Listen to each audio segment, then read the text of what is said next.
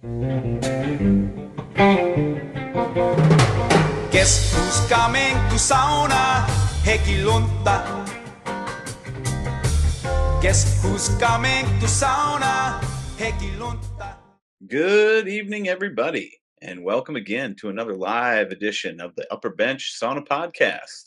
Risto, Dan, wait a minute, you're not Arrow, and thought I was seeing things. I was like, Arrow, you've aged very gracefully.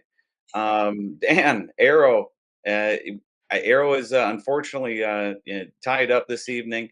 He maybe if AAA is fast in the New York area, he may be able to join us for the last 15 minutes or so, but I'm not going to hold my breath. Risto, what do you know? Yeah. I think Arrow said he was doing some sauna event in the Finger Lakes region in New York, and what was it? The rental tire hit a pothole and exploded. Yeah, So that did not sound good. yeah, Did not sound good. But we do have a excellent stand-in here. My old buddy Dan Raisanen. Again, thank you for joining us on this wonderful, what looks to be gorgeous Sunday evening for you as well. Yeah, good evening, guys. Yeah, thanks for having me. Yeah, thanks. So Dan, where are you coming from? So I'm calling from Howell, Michigan. So we're straight north of Ann Arbor, 20 minutes, 30 minutes east of Lansing. So kind of southeast Michigan. Awesome. Risto, I think we're going to have to rename this podcast the Michigan Sauna Podcast with all the Michigan guests that we've had. It truly is one of the the bread baskets of sauna, not only the U.S. but Risto. What do you know of Dan and what he's doing out there? not much. So I'm excited. I'll be learning a lot tonight. I've this is our first time meeting actually on this stream, but I've Excellent. met members of Dan's family. His cousin Scott. I've actually gone on a lot of sauna adventures with Scott, and then we recorded a podcast with Scott. It's been a few episodes back, so people can go check that out. And then obviously Raisanen is a Finnish name. What does it mean? Do you know Raisanen? I don't know. I don't know what it means, I guess. Yeah. Yeah. Yeah, I might have to Google that. I should Right. know by now. Well, I should know, right? Anybody with that many vowels in their last name must know a thing or two about sauna. Yeah, the anen is always a giveaway for Finnish. Yeah. So Dan, what are you doing in the sauna world out there in Michigan? Yeah. So we have a new company here called Sauna Bath Company. And we are essentially anything sauna. So residential, commercial, indoor, outdoor. But really, our specialty is with custom saunas. So we work a lot with builders, architects, the building industry, and just lining up projects, going into new homes or renovations, or just sauna only projects. But so I grew up in Minnesota and worked for Sauna 360, Sauna Tech, name changes, but worked there for many years. And then Arrow, I personally haven't met Arrow, but I know him and my dad go way back with North American Sauna Society. They founded that together. I don't know how many years ago, but they were founding members there. My dad speaks highly of Arrow and working together for all those years. Yeah, Risto, I have a interesting connection with you, though we've never met. So I grew up in Minnesota, but as soon as school would get out in June, we would head to the UP. So that's where my mom's originally from, and she has a Finnish heritage as well. So all four of my great grandparents actually came from Finland. So we were fortunate. Sauna was just part of our lives, since day one. But anyways, with going up to the family cabin up in the UP every summer, I was pleasantly surprised to see on one of your sauna trails excursions, you stayed at our family cabin on Big Travers. Oh, which one is that?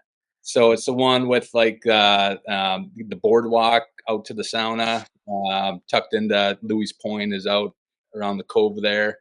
Uh, I'm trying to think what color the cabin they painted it recently. It's like a gray or dark blue, kind of an A-frame cabin. I don't know if you actually stayed there or if you just used the sauna. I guess I'm Oh not yeah, that's sure on that it's part. it's tough to say. We'll have to like exchange notes afterwards because we've actually been to Big Traverse several times, and Okay. like because Yeah. that was one of the first places where we went and like experienced like really good sauna on Lake Superior. Yeah. And so Yeah. then we kept going back every year after that, and Yeah. then everybody seems to know each other there. Yeah. Um, Yeah. so Yeah. It's an amazing place. Just a ton of awesome memories there. And it was the original sauna actually was damaged, and it's a new one that's there. I remember part of yours was just describing how on the new setup there, it's kind of tricky on how you load the wood and the uh, okay, yeah, yeah, I remember that. but just an unbelievable setting. The big sandy beach leading out to the rugged Louis Point on the end there, and just an awesome, just a world class sauna location and spot there. Oh, that's fun. So is it's like your immediate family, like your camp?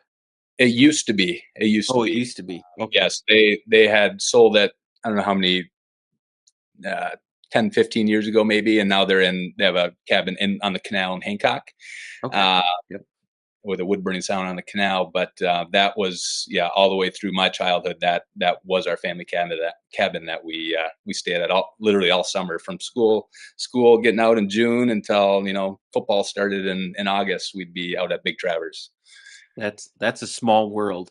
And Yeah, and and Sam, you mentioned like Michigan having like tons of sauna activity, and I think most of it is up in the UP. Um, but Dan, you're in Lower Michigan where there's quite a bit less, or at least it's harder to find because we lived for a short time in Lansing, and finding good sauna was a little tricky there. yeah. Yeah, no, for sure. I mean, the UP, I don't know if it'd be hard data to get, but I would be pretty confident that per capita, the UP has the most saunas out of anywhere in the country. I mean, it's a way of life up there, for sure. And then that's part of the reason why we formed our company down here is to grow the sauna industry, right? Where people in the past, they've even talking with builders, like, yeah, we've had people want saunas, but we never knew who to call or who to turn to. And so that's a big part of what we're doing down here in Lower Michigan is driving the sauna market, because it should be every bit as popular as it is up in the UP. But I went to school at Michigan Tech. Another, someone dove into the details, that I'm sure it's the most saunas at a university in the country. There's, I don't know, 15 saunas maybe throughout the campus, Mhm. between the dorms and locker rooms and hockey locker room. And so yeah, it's definitely a way of life up there in the UP. So yeah, that was, I mean, my for sure my fondest sauna. We had saunas in Minnesota, obviously, as well. But my fondest sauna memories were out on Big Travers, where the sauna would be lit from. I mean, even we'd mix in some morning saunas for sure, but a lot of times it'd be noon till midnight. The sauna would be hot, especially wavy days. The kids would be jumping in the Lake Superior never really warms up till maybe August. You'll get a couple weeks of warm water, so you'd be playing in the waves, crashing the waves all day, and just back and forth from the sauna. And yeah, that's just a premier sauna location there out in Big Travers. Well, and people hear Lake Superior, and especially from Minnesota, you're not going to have quite the picture of what we're talking about. Big Traverse is pretty protected. It's a pretty protected bay, and it's sandy and pretty shallow, so it's like super easy to get into the water. It's an amazing sauna location.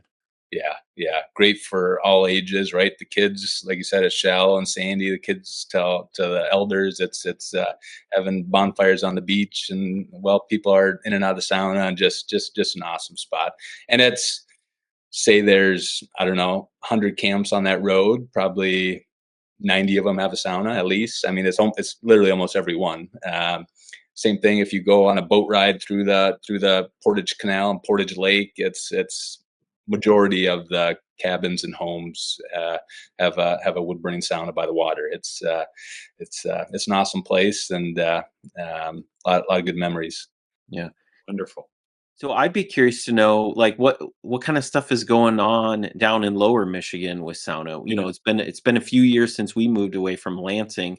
I think when we first moved there, we tried like the big gym that was there, and their sauna was actually, decent compared to a lot of ones. And then I tried the smaller. There was like a Michigan State kind of affiliated gym, and that one was so bad that I went in the hot tub and then just left frustrated.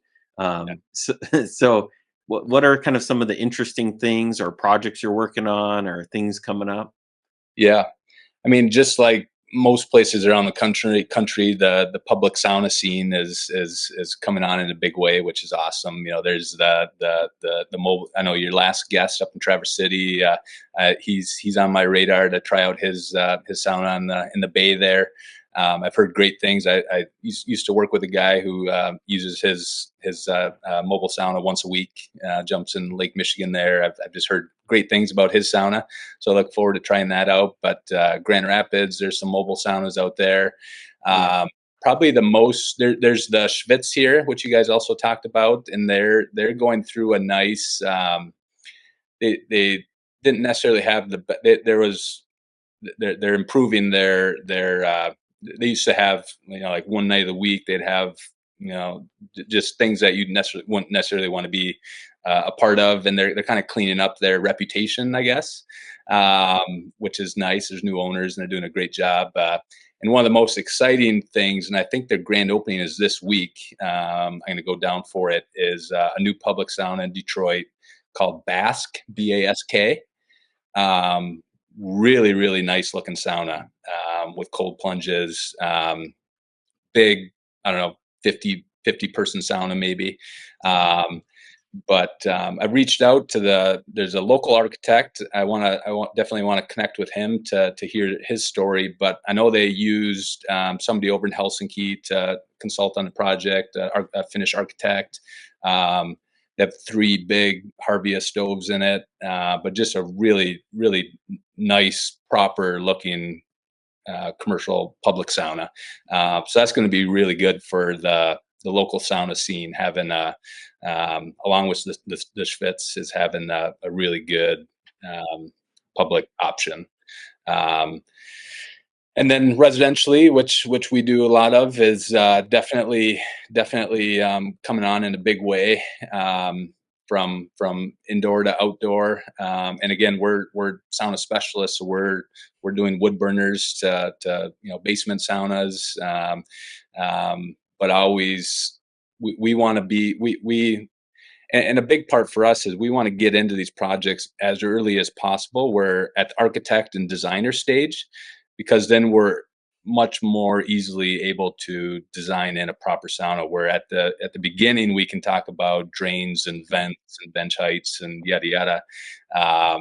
It just makes for a much easier process, versus coming in a month before the house is complete and trying to put in a sauna then. So that's a big part of what we do, is the education side, and the more designers and architects we can get familiar with how to design a proper sauna space, is crucial. And like you guys know, it's getting them to understand it's not just about the sauna. It's sauna cold rest. How are you gonna cool off? How are you gonna wash up? And how are you gonna rest in between rounds? So it's trying to get them to understand the process, and not just slapping something together. So that's it's a ton of fun to work on, obviously. So we're busy on the residential side for sure. And commercially, like you've seen Risto, like you just mentioned, and like you've all seen, commercial saunas usually are not a great experience, and we're trying to change the attitude on how people go about commercial saunas, just to help.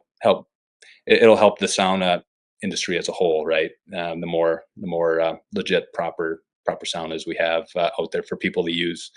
Because you talk to people now, and if they say they use a sauna at the gym, um, that's usually not a good. It's not usually not a good thing. It's pretty rare, especially in the UP. You'll find some good commercial hotel type, hotel saunas or gym saunas, but majority of the time, it's just not a good experience, and we want to help these commercial projects design properly and provide for a good experience.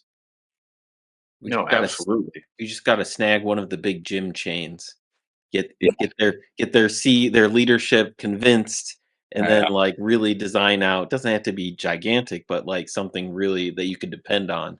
yeah. Um, It's not easy. I mean, to be ADA compliant, it definitely throws a wrinkle into how you typically would design it. So that definitely comes into play. But I think what a lot of times happens is an architect will just put on a basic put a basic layout into the sauna space, and then people just say, "Oh yeah, we can do that," and they don't ever push back and talk about, hey, your ceilings are 8 feet tall. We have space to do 3 tiers of benches to be able to get up close to the ceiling, and so again, it's not definitely not easy to do, and a lot of times you have to push back on the designers of the project.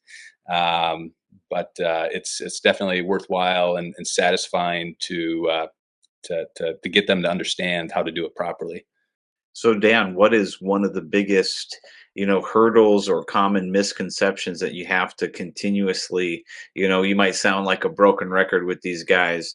What's something that you get faced with on a regular basis that maybe, you just said, hey, we need to do something about this. Everybody thinks sauna needs to be this, but maybe they're a little bit wrong. What are some of these designers coming to you with that you're just like, wow, where's the common sense?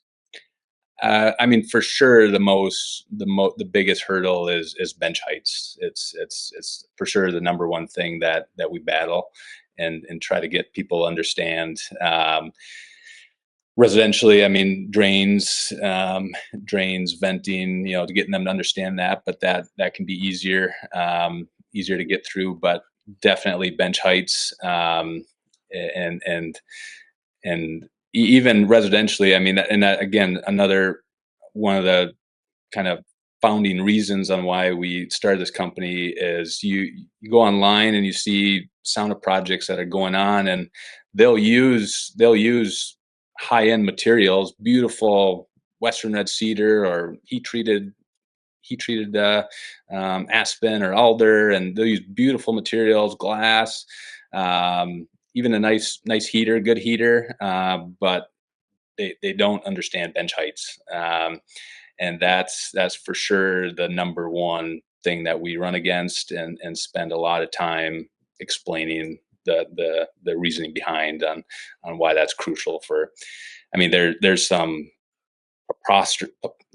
terrible, just you've seen them all, but I have a little file saved on my computer showing these examples out there that are, I wouldn't pay $5 for it, but yet they're built out of great materials. It looks pretty, but just single bench with an 8 foot tall ceiling, like just things that don't make sense. But when people try to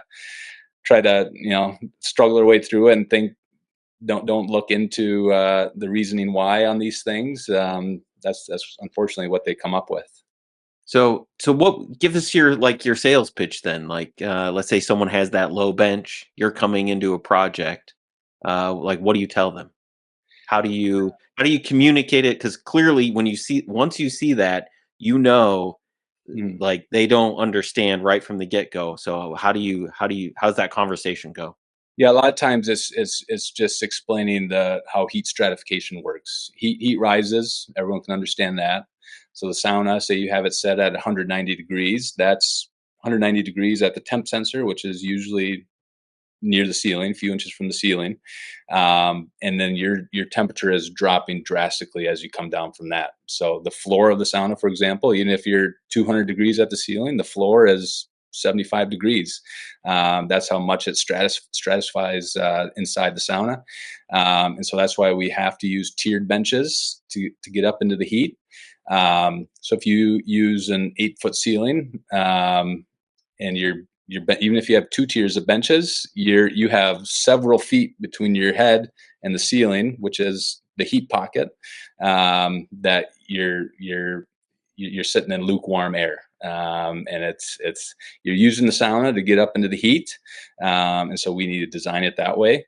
So if we won't design a project that doesn't meet, specs that we would never build a low bench sauna, for example, or a single bench. I mean, that's just it's just we're not going to sell something that we know they won't enjoy. So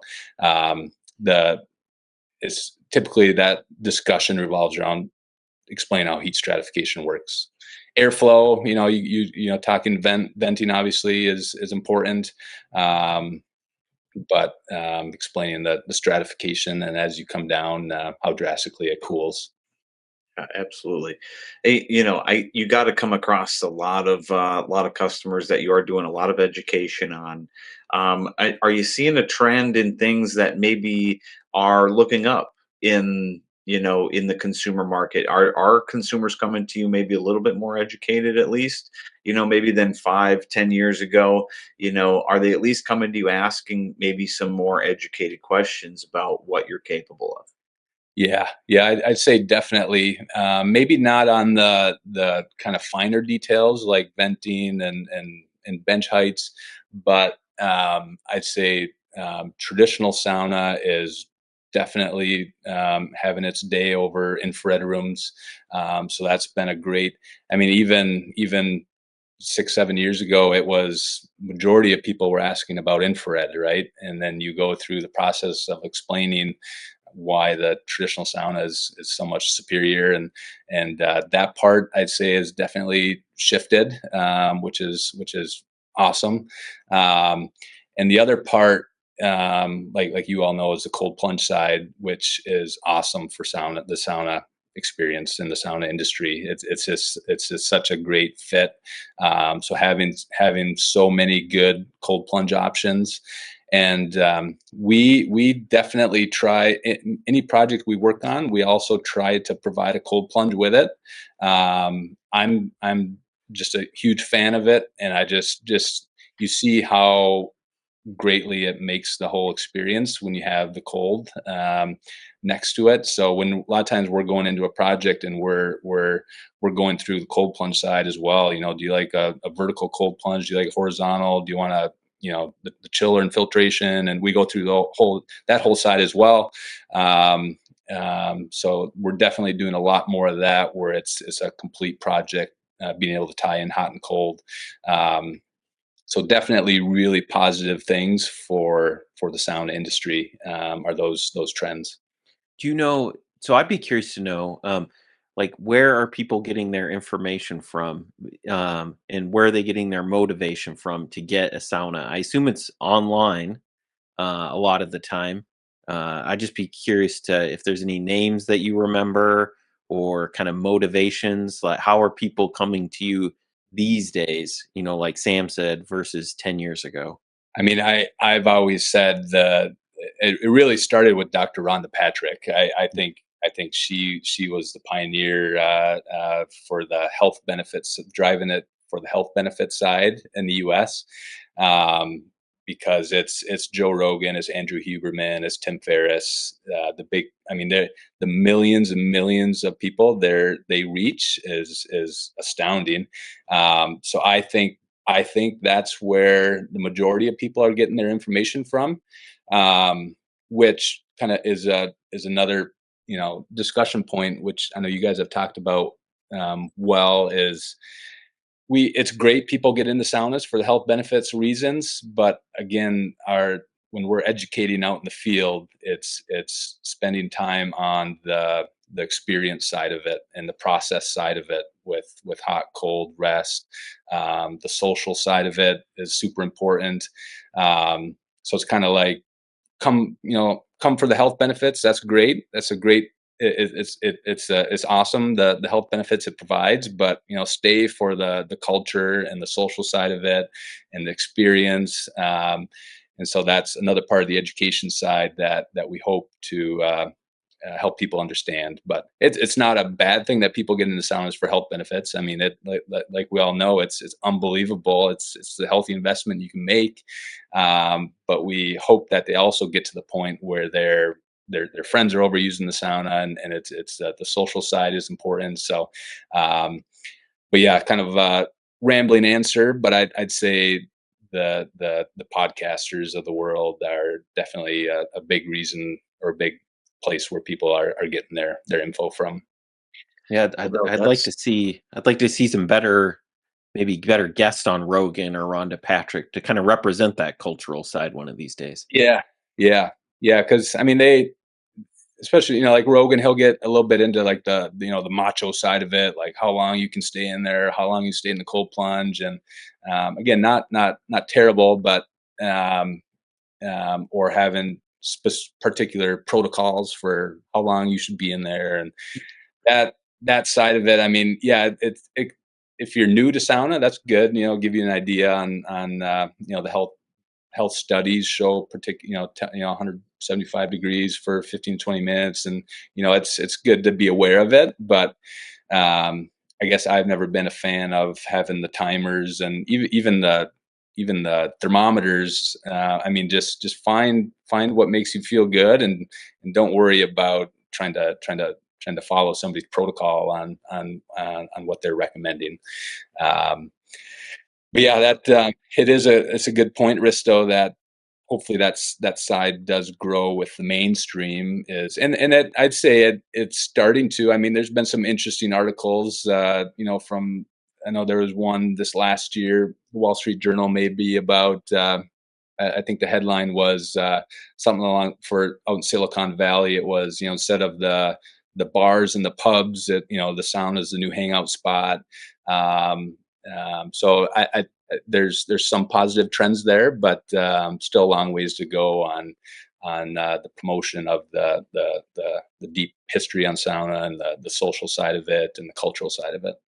Well, I have a protocol to share with our listeners. We just sounded with friends from out of town today, and I did it. It's a very specific protocol. You do your 1, 2, 3 rounds, and then that fourth round, you've slowed down. So the heat's always best towards the end. So round 4 or 5, it's dried out. It's nice. And the heat is completely surrounding. You're kind of like a wet noodle at that point. But then that round 4 or 5, you push it. And my protocol is called the steam train. And you go in there and you just push the steam, and you crush yourself. So Yeah. That's how you get all the health benefits. Right. There you go. And don't forget the Miller Lite. I mean, that's how I do it. I'm gonna have a bottle of water, I'm gonna have a beer, and then I'm gonna really get it cranked up, throw an extra log on the fire, get it 200 degrees, bunch of steam, and you know what? Hey, that's my protocol. If you can follow that, hey, we're doing all right. There you go. So the steam train and the Miller Lite. So that's Yep. you Deal. got all those Yep. bases covered. Still looking for that sponsorship, by the way, Miller. Anytime you can respond to that email. But Dan, what else are you working on? Do you have any fun projects? Is there anything crazy that you've done so far, or any builds that you're super proud of that you like to talk about? Yeah, I'd say not. I mean, nothing crazy. I mean, the fun part is we get to see some cool properties, some cool homes. I was at a property down by Ann Arbor a couple weeks ago. Just some amazing homes with underground bowling alleys and shooting ranges, and you see some pretty unique stuff out there. But and that's the other thing. We'll work in beautiful multi-million-dollar homes and whatnot along the way, and those are fun. But your 80-year-old hand-built sauna, wood burning, no frills. I mean, that's tough to beat, right? So it's we definitely explain to our customers that we're even though it'll look beautiful, these are meant to be used hard, right? We want them to be put to good use. So that's the fun part. We get to see all sides of it, from high end builds to great outdoor saunas on the water. Rustic hunting camp saunas that we're supplying a stove for. So I love all saunas. So it's definitely fun. Get to work with great people. Get to see cool projects. That's the fun part of it for sure. Very cool. Very cool. Are you working with anything maybe out of the norm? Are there any materials that you're maybe experimenting with, or any build design ideas that you're experimenting with, or is that still under lock and key with R&D? I'd say maybe one unique thing that we've tried, that's new to the market, is the Sauna heater on the electric side. That's definitely interesting if you've never tried one yet. I haven't yet. I do want to. Technology. The sound I didn't the sauna I tried it in was they had a wood burning sauna and an electric heater in the outdoor sauna, and they actually had both of them going. So I didn't try the sound only by itself yet.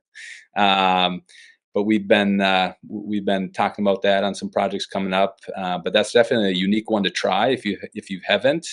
Just something new and cool and unique. So that's definitely something that's different to the sauna scene. Awesome. And yeah, so Risto, enlighten us a little bit about what that sauna heater is doing. That's mechanical ventilation, correct? Yeah, mechanical ventilation, so that it kind of, well, not ventilation actually. At But least just forced air, at least. I believe it is circulating the air and the steam in the hot room, so that you kind of reduce that stratification. And I think I'd asked a while back, maybe Dan can, correct me, or maybe they've developed it further, but I asked if the ventilation was part of that, if they were pulling in fresh air, and I think they said no. Oh, So you might have to take care of your ventilation separate from just the sauna interior circulation. Yeah, that's correct. Yeah, it's drawn. It's air, hot air from in the sauna, blowing it out at the bottom. So it's not drawn in fresh air from the outside, though you could probably figure that part out. But yeah, essentially mixing the air inside the sauna is what it's doing. There's you hear the fan a little bit, so it's got a built-in fan. You hear the fan a little bit, but it's definitely not loud. But you can always turn it on, turn it off. And I know, like, North Americans, like for Aero with the North American Sauna Society, I mean, that the Finnish sauna is the only bath where you can control the temperature and the humidity, right? There's steam baths, you're 100% humidity. Infrared rooms, you're dry. The traditional Finnish sauna, year to your liking, however hot you like it, however humid you like it. That's what makes it really really enjoyable and an awesome product, is having control over both of those. And so with some of these new heaters and new stoves, deep rock mass, that's where you can really dial in your sweet spot on your liking for both temperature and humidity. Yeah, No, yeah, that's a great point. I really hadn't thought of it that way, where you really do get to. I mean, even with an electric or wood burning stove, you really do kind of get to dial in, your preference. You want to run it hot, go ahead. You want to run it a little cooler, go ahead. A little bit steamier, go ahead. A little drier, go ahead. That's wonderful. Yeah, and like you said, with those other modalities, you're lacking an option. You're lacking one of those things is going to be just decided for you. So love that, Dan. Love that. Risto, you were saying. Oh, just that, yeah, you have the ability to ride the sauna train if you want. The steam train if you want. Yeah. it really is a much, in my opinion, a much better experience than IR or a hot tub. It's much more compelling, just like the experience, it's offering more to you. Yeah. Mhm. Yeah. Yeah, and that's definitely another interesting thing that working with saunas, where in the past, where I was fortunate enough to cover a big chunk of the U.S. I Ontario, Canada, spent a little bit of time in Europe on a business trip, but the beauty of it is I like sauna a certain way. Risto, you like the sauna train. Sam, you like a certain temperature and humidity. You have the ability to use it to your liking. And I was working on a project out in Vail, Colorado, for example, and this guy was explaining how he's with his he was a executive and traveled all over the world, used spas all over the world, um, and he wanted to do this really nice sauna. And I was going on. He was out up in the Rockies, right, where the air is dry.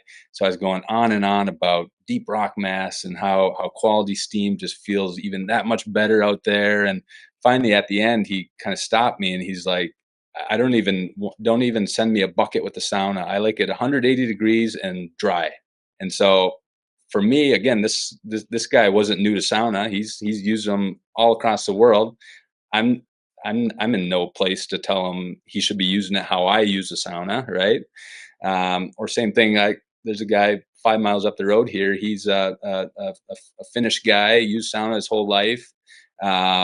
He likes to get in the sauna at like 130 degrees and ride it up to 145. A lot of steam. Awesome. Like that's use it. That dial it into how you prefer it. Other guys like it ripping hot and drier. It's so that's the beauty of it is you're able to alter both sides of it to however you enjoy it. Yeah, this has been somewhat of a discussion in the online sauna enthusiast community. Is what is the sauna? What qualifies? And if you read books, even like pretty authoritative books written by Finns or whatever, they'll give you a range. But Mhm. more and more, I've been hearing these stories of a lower temp and more steam. Do you run across that very often? Yeah, yeah, I'd say it's definitely a common kind of like we described as a soft sauna. So there's definitely a camp in that area that enjoys just lower temperatures, high humidity. So yeah, there's definitely people using the sauna that way, and that's where the tricky part with the online communities is that it can quickly turn arguments. It can turn into an argue match, right? Where again, just because I like sauna a certain way, I mean, I should rave about how I use the sauna, but I'm not going to bash another person because they use it a different way. That's the difficult part about the online world is it can quickly, and it's not, it's fishermen are debating fly rod versus spinning rod, or how you barbecue your meats, to cars. It's definitely not sauna specific, but I like when people explain why they make a strong case for why they like the sauna a certain way without just going straight to bashing a certain experience or a certain product on why they um, so we definitely again, when we're working with somebody new to saunas, I always explain how I use the sauna and why I like it a certain way, but everyone will find their own preferences. Yep. 100%. And Dan, I mean, I got to imagine, Michigan, similar to Minnesota, you're going to go through seasons there where there might be dry patches, there might be rainy patches where your outside humidity is changing rapidly. If you go through a dry spell in the winter where it's negative, degrees outside, you may want you may not need that high temp, may be just fine with 140, 150 degrees, but a heck of a lot more steam because you're just dried out from the wind and the cold temps outside. So I can definitely see where being able to dial that in is great. Because especially for me in the summer, I do find myself pushing those temps up a little bit, even a little bit higher, because they're just so much easier to achieve. The sauna is already at 80 degrees. It's warm in the shop. So, a little fire goes a long ways. So 210 happens in a blink of an eye. But it does feel good stepping out into that, that warm air that is a heck of a lot colder feeling coming out of the sauna. Yeah. But no, Risto, what are your thoughts here? Now we've got Dan down there, handling the what would it be, the palm of the mitten. The mitten. We'll cover the mitten. Yeah. Yeah. So the Oopers of the world, we're looking forward to reviewing some more of those saunas. And we've got really that Midwest is saturated, Dan. Where do you think it's going to go from there? We've talked to some people in the Midwest. It really does sound like it's growing out from the Midwest. Chicago is teeming with a few different sauna trends. Is it going to make it all the way down here? Is it going to make it all the way to Texas, Arizona, New Mexico? Yeah, I think so. I think I think there's a lot more saunas down south than we think. Being from the north, you just you just think that the warm climates they don't have saunas. But I think my parents, for example, were down in Gulf Shores, Alabama, over like spring break time, and there was 5 condos there, and all 5 had a sauna in it. They were using the sauna every night. Excellent. Jumping in the ocean. So I think there's definitely a lot more saunas in the south than we think.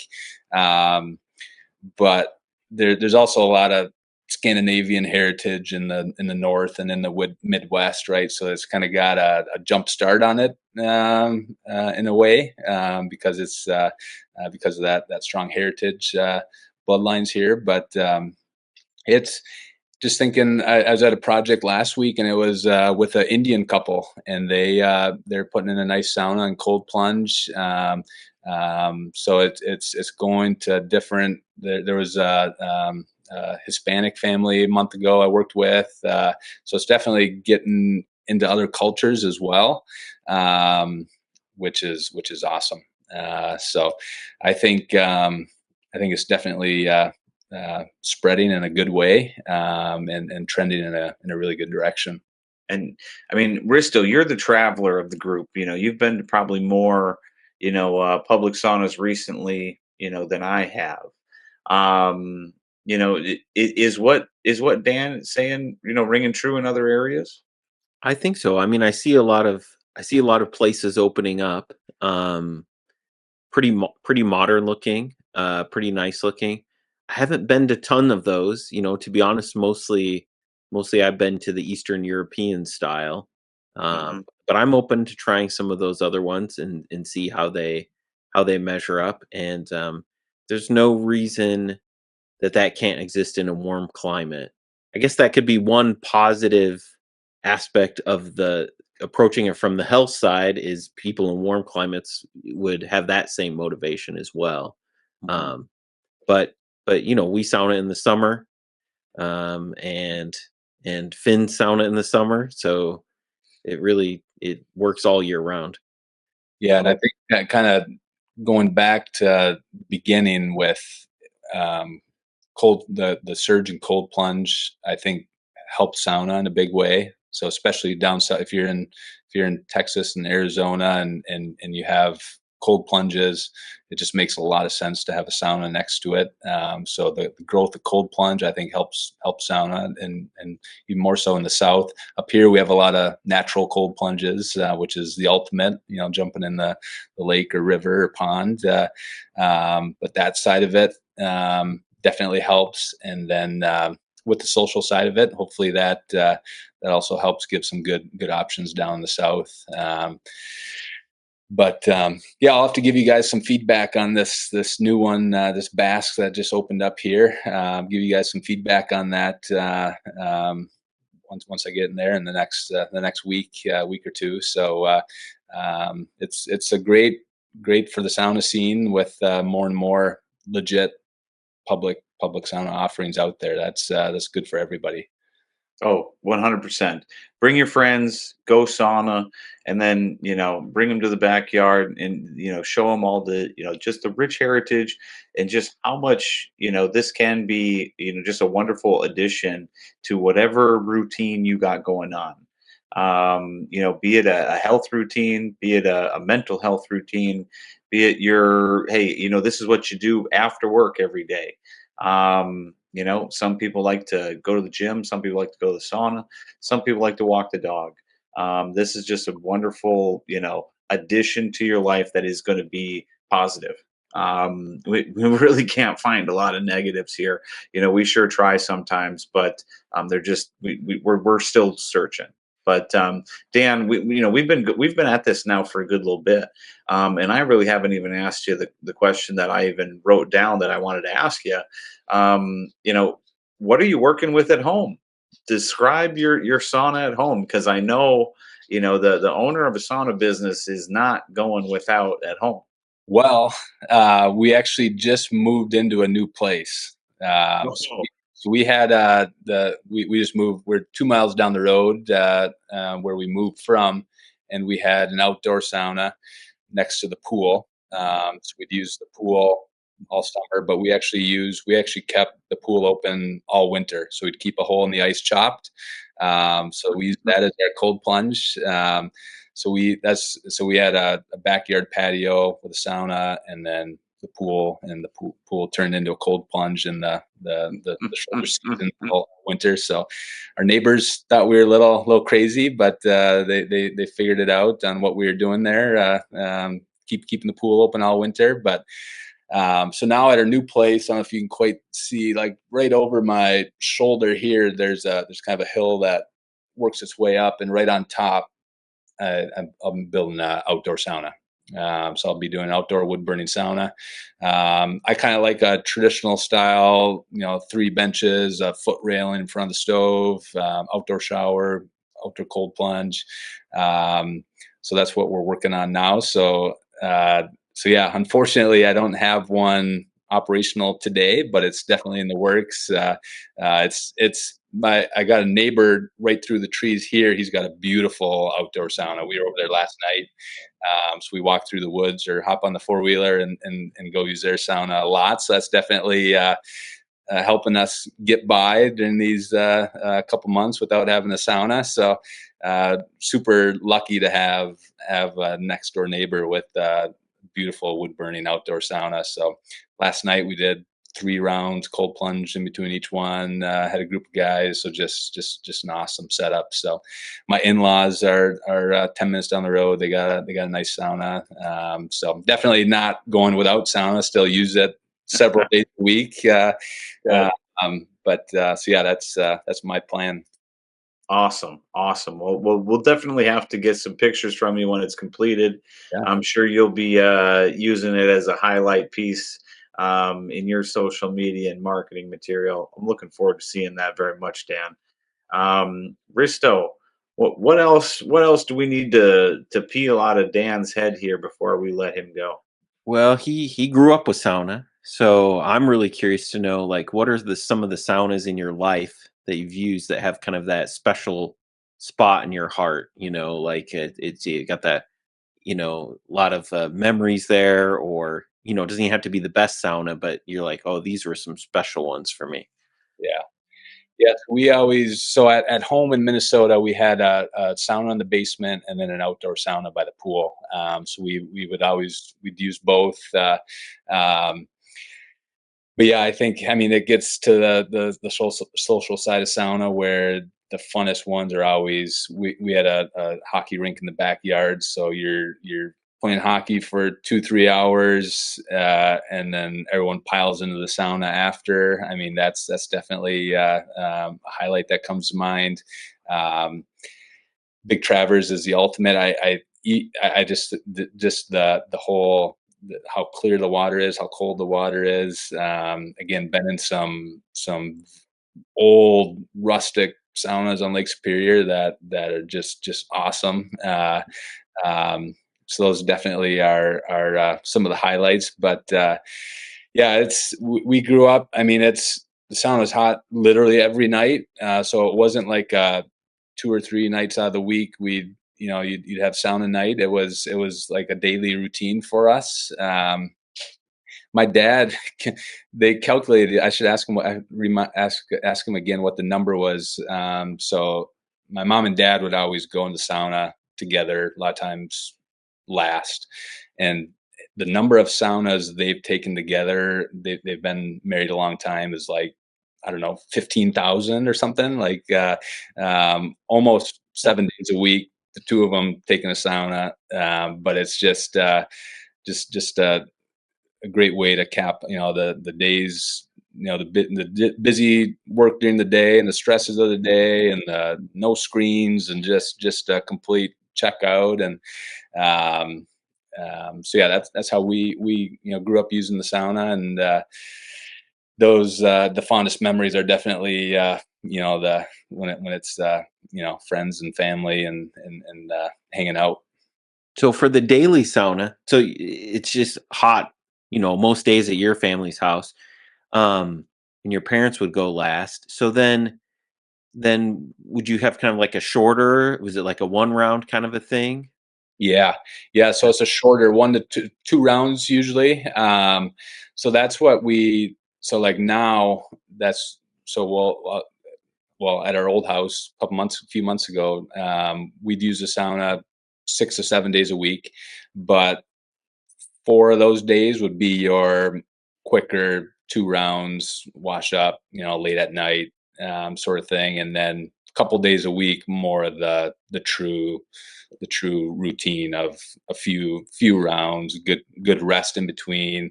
Um, but yeah, it just once you get used to it, it's just you just feel clean going to bed. You sleep so good, and so we would never go without it. But there's plenty of nights where it's not rushed. Kind of is rushed, I guess, but it's not. You're still relaxed, but it's not the long drawn out ones that we all enjoy. So we're not.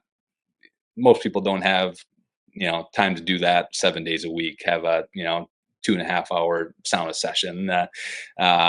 So those are more sprinkled in throughout the week, and the daily sauna is more of a hot rest, hot wash up.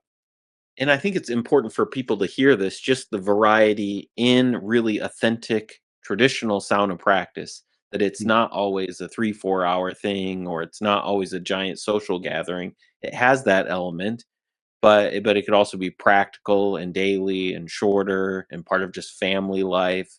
And it could be lower temp, higher steam. There's a lot of variability in that practice that still is culturally rooted. Yeah, for sure. Yeah, yeah. It's just hard to do that many times a week, having a multi-hour night with the sauna. So it's it just feels again, you just get addicted to the feeling of it. Just the quality sleep and clean. You're clean hitting the sheets at night, and just unwind at the end of the day. Just a great way to cap off a day. So but I'll also mix in a morning sauna or a afternoon sauna even. We'll sprinkle in some of those too. It's those can be definitely enjoyable. A sunrise sauna is definitely cool. Not something we do often, but sprinkle that in here and there. So there are a lot of ways you can use it for sure. Oh, absolutely. I mean, I'm a huge fan of a very early morning sauna, and maybe bring that cup of coffee in there with you. Yeah, Get that little coffee aroma in there. I'm not saying sprinkle it on the rocks or anything, but it's a great way to wake up sometimes, especially if you have that cold plunge. Because that cold plunge, there's just no way around it. You're awake. yeah, Yeah, you're gonna be buzzing. So it sometimes, I would maybe, the cold plunge. Now, Risto, you're the cold plunger of our trio here. Tell me about the cold plunge at night. Now, are you doing that before bed? Is that jazzing you up? Are you having a hard time falling asleep after that? You might. I don't really do it before bed. I mean, if it's a Okay, real hot day and we're not running the AC, it works to help you get to sleep. If you just really, it's just hot, you can sure, actually. It gives you those few hours to be able to go to sleep. So it's a little bit of a hack that way in hot weather. sure. Um, but usually morning is best for me for the cold plunge. If I'm doing cold, it might be just a shorter cold shower at night. Um, Yeah, but just a I'll little probably go boost. cold plunge right before bed. Okay, Dan, how about you? Are you getting out of the cold plunge, toweling off, and hitting the hay? Yeah, I don't have a problem with it. You're right, because you use it in the morning. It's just like it just Yeah, just a pop. You're fires. just so fresh. But interestingly, when you use it late, at least myself, when you use it late, you get that initial you feel alive, right? Mhm. But your body works back to its baseline pretty quick, and I think you probably get acclimated to it. Your body gets acclimated, as if you use it regularly too. So, I mean, it's not hopping in bed 5 minutes after the sauna, but within a hour, uh, I'm lights out. There's no doubt about it. Sure, sure. Yeah, we'll put it to the test here. I think this summer is going to be the summer where I finally, give in and build myself a little cold plunge down here. I'm going to go the DIY route. You know me. I got to build it with, my own two hands the first go round, learn, fail, and we'll see what we can do from there. But I think I am going to go the big, Tupperware, Rubbermaid, whatever it is, the cattle trough. Grab a couple of gallons of water and freeze them. Get some big ice blocks going, Yeah. and just fill it up, and maybe put a cover over it. I think that's one of the biggest things. Keeping it covered. I got two big dogs. They're going to be in there before you know it, and trying to keep that dirt and grime out of there. It's probably going to be a little bit of a challenge. So I have to go back to the old plumbing days, get the old fish filters going, seeing what I can do. Yeah, it's a good, easy way to do it. Yeah, it definitely works. As you get more into cold plunging wrist, I don't know if you ever tried cold plunge vertically. Like if you picture like a barrel I clamp. haven't. No. It's interesting trying them. I actually prefer that style. It's just I like them both. First, I like laying down, horizontally as well. But when you're vertical, either if you have a bench in it or even if you're standing, I got used to it using the pool, because I was vertical. But it's just your breathing's a little bit easier, right? You're more in a natural breathing position, being upright. So if you get the chance, try that along the way. A lake is you're a good way to do it too. So, but there's some cool easy ways to DIY a nice cold plunge option. The Rubbermaid stock tanks are a great way to do it. Very cool. No, Risto, I'm going to call you on that. Now, didn't they have now vertical cold plunges in Toronto? Oh yeah, that's right. Yeah, I gotcha. yeah. At the secret sauna, and Yep. I don't think I used the one at Southwestern. Oh, you didn't? No, I'm never sure about their filtration setup there. Yeah, I could I see think where it is. you'd I be think it is concerned. filtered though. It So is. I think it so is. so I don't think I went in there, but I did at the other one at the other Yeah. place. I can tell you, I remember the one at Southwestern was much colder. It was much colder. Mm, Yeah. So a big shout out to them. But the hand railing at the secret sauna, much better. Much yeah, better. So what would you rather have? Yeah. colder. So yeah, probably. Somebody will pull me out of there when I turn blue. But It's good if it's Dan, risky. Dan, what are your final thoughts here? We're probably gonna wrap this sucker up here. It's been awesome. We've got a couple of regulars here watching us. If you guys have any questions in the chat, now is your time. But we've had a heck of a lot of fun talking with Dan here tonight. If you've enjoyed this sauna content, make sure to like and subscribe. It helps us tremendously with the AI and the algorithms and all the powers that be. We want to share this content, and it helps us. So you can help us. Make sure to like and subscribe. But Dan, what else? Final thoughts here. Yeah, I appreciate you guys having me on. Been a lot of fun. Always fun to talk sauna, obviously. But yeah, appreciate you spreading the good word on sauna, true, legit sauna, and so yeah, thanks a lot for having me on. I appreciate it. I think I heard Arrow mention he's maybe coming to the Fin Camp in Michigan here coming up. So I'll have to reach out to him. Make sure I hit him up while he's in town. Yeah, FinCamp is. I've only visited. I mentioned this before our stream. FinCamp is it's west of Detroit, but it's a private Finnish camping community, and I think you might have to be Finnish to be a part of it. So Yeah, it's pretty private, but it's really nice. I hope yeah, to one of these days. There's a few of these kind of Finnish cultural organizations that are like that. That they're mainly for Finnish American families. But I hope to one of these days maybe convince them to have some sort of thing where you could open it up maybe once or twice a year and invite the community in and cook up some sausage and kind of introduce people to like what a wonderful place they have there. yeah. Yeah, the Fin Camp. I'm not a member there, but Mm. like you said, I brought a crew of like 15 people, non-Finns, in there to show them the sauna experience, and they were blown away. You know that because they have a lake there and a high dive. You can jump in, nice clean water.